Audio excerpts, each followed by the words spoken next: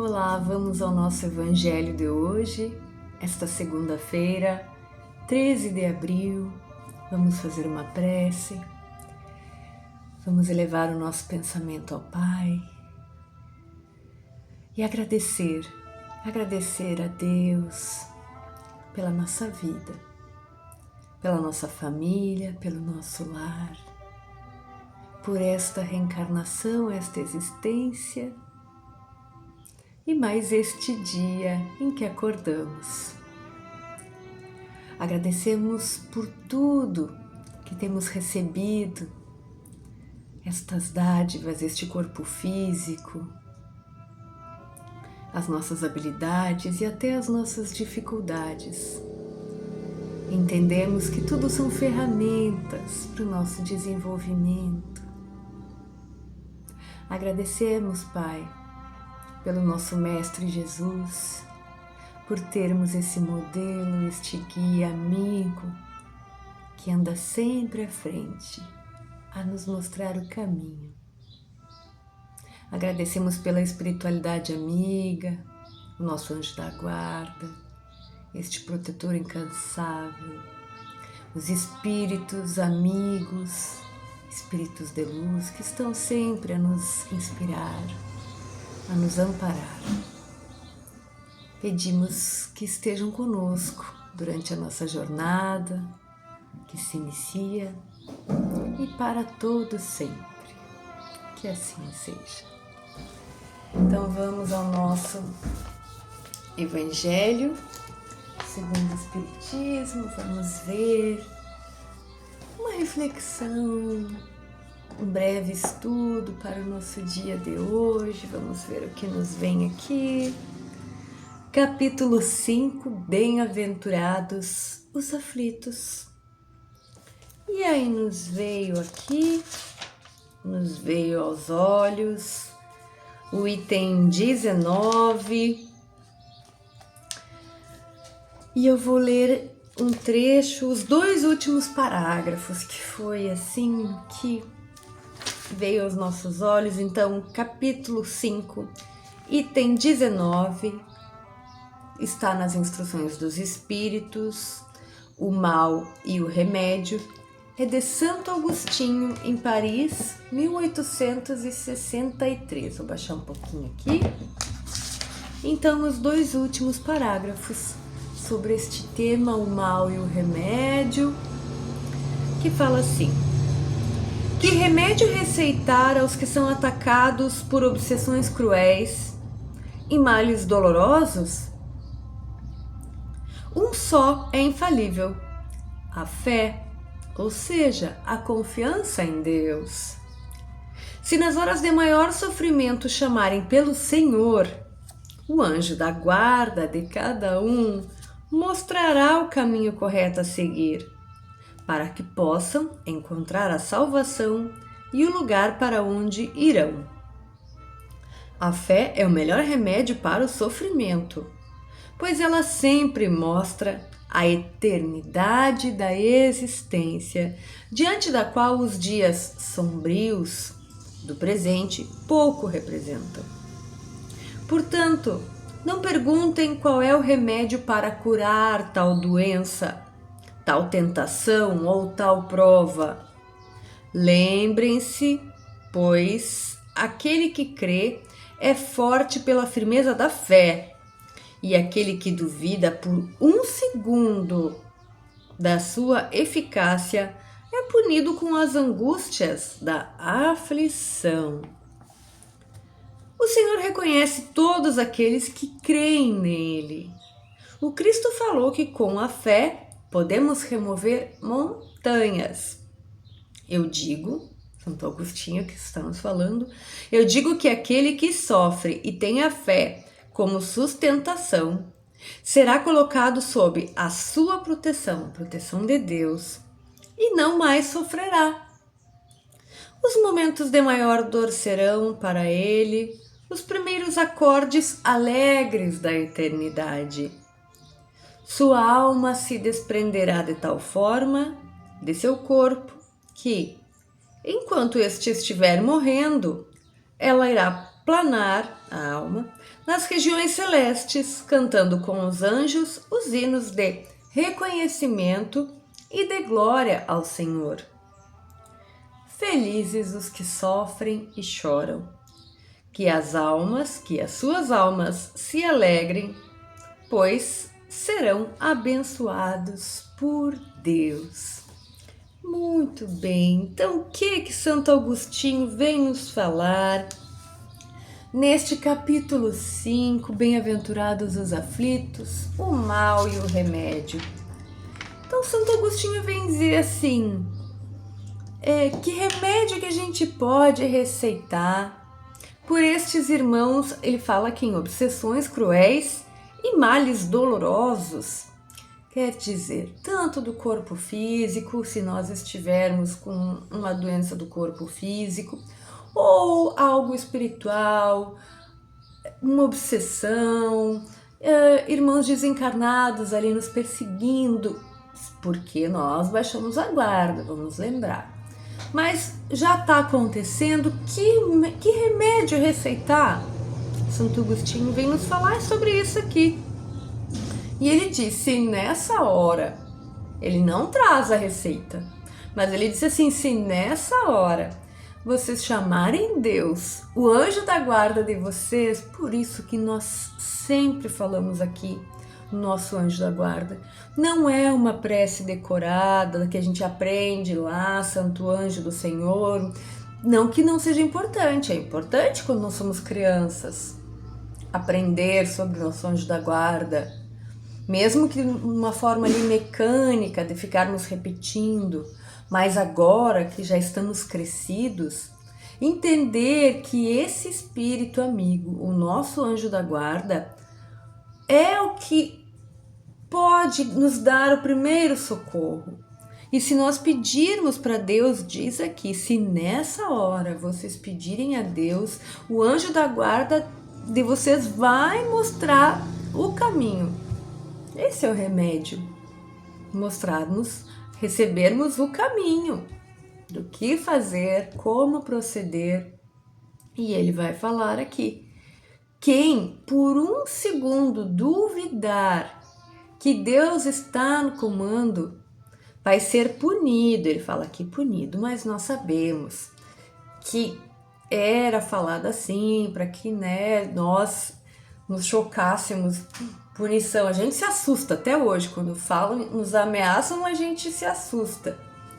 Mas não é uma punição verdadeira, é uma consequência da nossa própria dúvida. Nós duvidamos da intervenção divina, da providência do Pai, e imediatamente vamos ficar angustiados, porque quem vai poder nos ajudar se não o Pai? É isso que Santo Agostinho está nos falando aqui. Então essa punição da angústia, da aflição, é a dúvida da fé, a dúvida da providência do Pai. E ele vai dizer por quê? Porque se nós temos a nossa fé forte, a certeza de que o Pai está no comando, aconteça o que nos acontecer, nós temos a certeza de que passará. Maria de Nazaré mandou dizer para o Chico, uma época em que Chico Xavier andava bastante angustiado.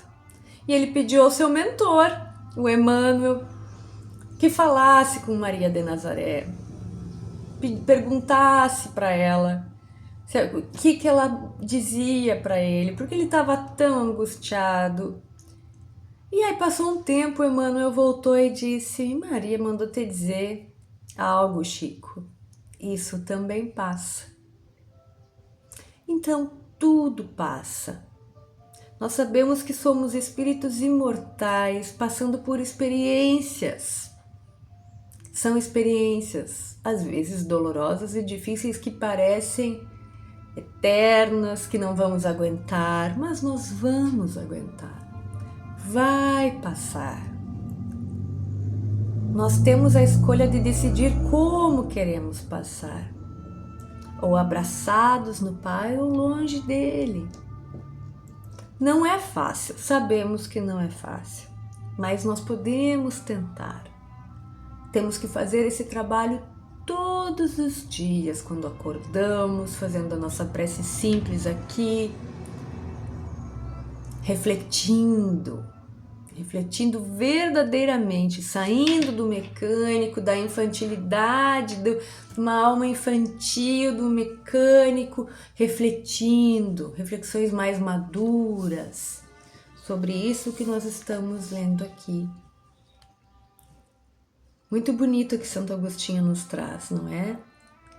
E ele fala aqui que o Senhor, o Pai, reconhece aqueles que creem nele. Reconhece não nos mandando o nosso pedido, a resolução do nosso pedido imediatamente. E isso é ser infantil. Isso é ter uma fé infantil. Mas ele reconhece e na hora dele nós teremos a resposta. Isto nós podemos ter certeza. Deus nunca perde o controle da situação. Nós não precisamos duvidar. Vamos fortalecer a nossa fé. Felizes os que sofrem e choram porque estão no caminho. Ou estamos passando por um processo de aprendizado ou de reparação. Então, se estamos sofrendo, estamos no caminho. Sempre sairemos melhores. Claro, se decidirmos. Se decidirmos entregar nas mãos do Pai, nós sairemos melhores da situação. Sempre. Muito lindo. A gente fica pensando, né? Vamos ficar com essa reflexão hoje para começar a nossa semana fortalecidos na nossa fé. Vamos ao Livro dos Espíritos e nós estamos terminando um assunto dentro do capítulo 2, as propriedades da matéria, a nossa aula aqui de química, de física, nossas aulas, enfim, vamos ver. Estamos falando sobre moléculas. E ontem nós vimos que Kardec perguntou se as moléculas possuíam uma forma. E hoje Allan Kardec, este senhor aqui, vai desdobrar esta pergunta. Vamos lá. Ele pergunta na questão 34A. Essa forma, a forma da molécula, porque ontem ele perguntou se a molécula tinha uma forma específica. E Kardec vai perguntar, essa forma é constante ou variável?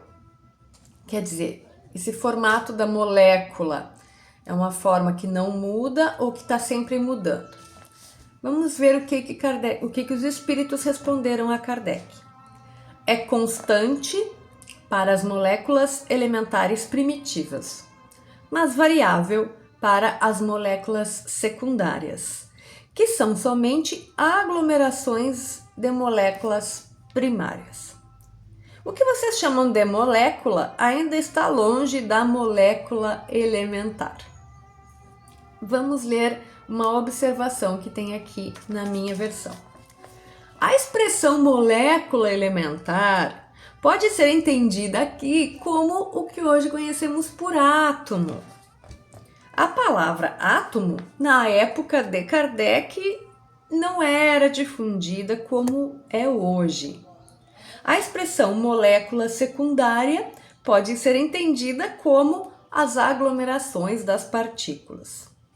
Em 1857, quando o Livro dos Espíritos foi publicado, prevalecia a tese de que o átomo era indivisível, ainda era a menor parte, ou seja, a partícula última, a menor parte da matéria.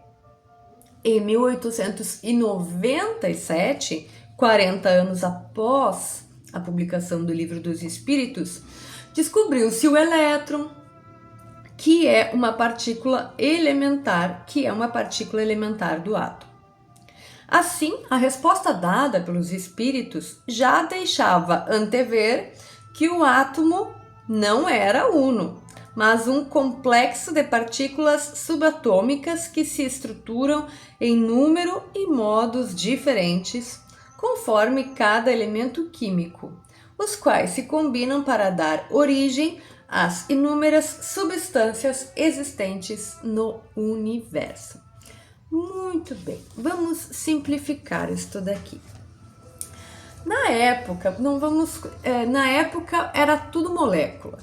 Por isso que fala molécula elementar, molécula secundária. E Kardec perguntou se entende-se aqui molécula pela menor parte da matéria que era conhecida na época. E Kardec perguntou: essa menor parte da matéria, ela tem uma forma fixa ou ela é variável? Foi isso que Kardec perguntou hoje. E eles vão dizer: olha, ela é constante para a menor parte da matéria, mas é variável para secundárias, quando a menor parte se combina, elas se combinadas de formas diferentes vão formar estruturas. Como o exemplo das roupas que nós usamos. Eu tenho uma blusa, uma calça, duas blusas, duas calças e vou fazer combinações. Então tá dizendo, ela é fixa na menor parte, mas variável nas combinações. É isso que eles estão falando aqui. É claro que cada um vai fazer o estudo aprofundado conforme tiver interesse em fazer, mas é isso que os espíritos explicaram aqui. E na época, vejam bem, na época a menor parte ainda era molécula, nem se conhecia, nem se falava no átomo ainda, não tinham nem descoberto o elétron. Hoje se sabe que até nem é mais o elétron a menor parte. Então, conforme a ciência vai evoluindo, descobertas vão sendo feitas. Vejam que complexo que foi o trabalho de Kardec e dos espíritos em poder nos passar de uma forma que a gente pudesse entender. Daqui a 50 anos vai ser diferente, daqui a 100 anos vai ser diferente, porque a ciência vai continuar fazendo a sua parte, as suas descobertas. Isso também, então dizer, então o livro dos espíritos caiu em desuso, tá desatualizado? De forma alguma.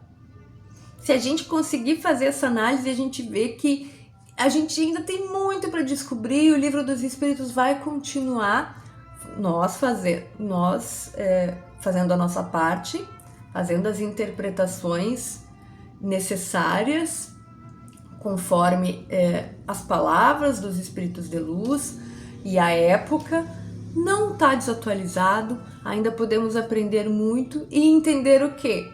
Que ainda muitas descobertas serão feitas, porque a evolução não cessa, é a lei do progresso. E a ciência fazendo sua parte, e os espíritos que trouxeram tudo isso, e a seu tempo, se forem necessários, os espíritos trarão novos conhecimentos. Muito bonito, não é mesmo? E assim nós encerramos esse assunto. Amanhã entramos num novo assunto, ainda dentro do capítulo 2, que são os elementos gerais do universo. Muito bem, vamos encerrar então fazendo uma prece, elevando o nosso pensamento ao Pai mais uma vez, pedindo pelo nosso dia que se inicia, pela nossa semana, que seja útil, que possamos aprender e que possamos fazer o máximo que pudermos para nos melhorarmos, para melhorarmos a vida, o entorno em que vivemos e o que não pudermos mudar. Possamos estar resignados e com a nossa fé fortalecida para esperar, porque também vai passar. Que nós possamos fazer a nossa parte e entregar nas mãos do Pai a dele. Fica conosco, mestre amigo, espíritos de luz, hoje e para todo sempre. Que assim seja. Tchau, tchau.